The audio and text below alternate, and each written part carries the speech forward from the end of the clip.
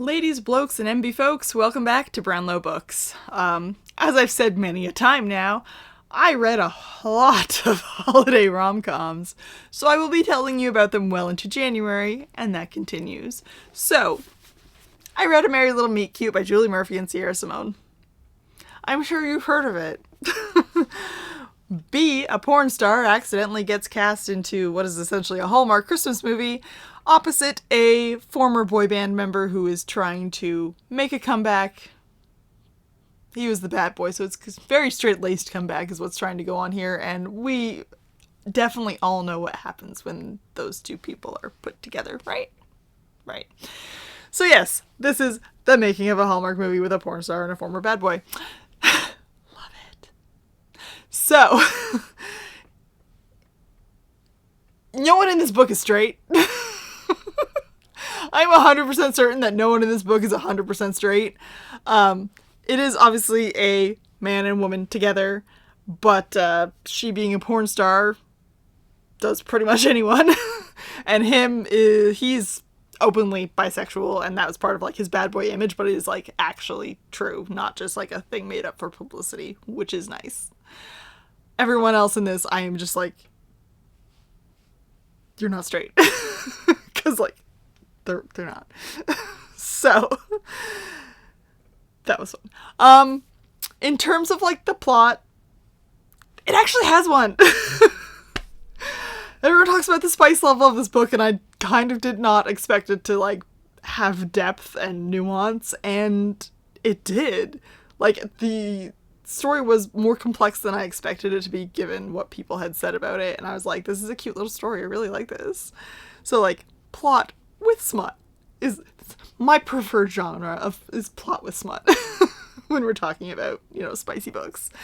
So, that being said, I do put it at a 4 to 5 spice level. It is spicy, but like, it's still charming.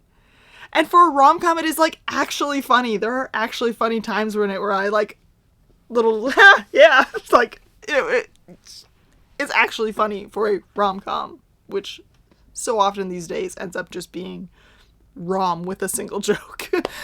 This one is actually funny. It's like situations, things people say, the references made by like the author, it's actually funny, which is always nice. I really like, so often with romances you get like one person grows because of the other one, your manic pixie dream girl. And what I enjoyed about this one is they both grow. They grow together. It is delightful. She's a porn star, so her body is normally used for like other people's pleasure, and she starts to like have her own pleasure and then realizes it's okay to do that, and he's like, you deserve these things, and you're like, fuck yeah, she does, like what? And then like he's got this whole like bad boy thing, and he's like the avoidance that like PR people would always tell you, and he just like comes out and is like, this is what happened with this scandal that you're talking about, and he like he's trying to get that straight guy kind of image of like good guy, like I'm good, I'm not like that bad boy you knew, like I'm a good person kind of thing, and like make a career again. And like he gets to do that by like letting some control about his family that he's trying to care for go, while also picking up some like other stuff of like, I can and should, step up for other people too. Like the way they grow together, and like she realizes that she can have pleasure, and he realizes like I can let go of some things and like stand up for what I believe in still. Like, delightful. It's delightful the way they grow together. So, on Goodreads,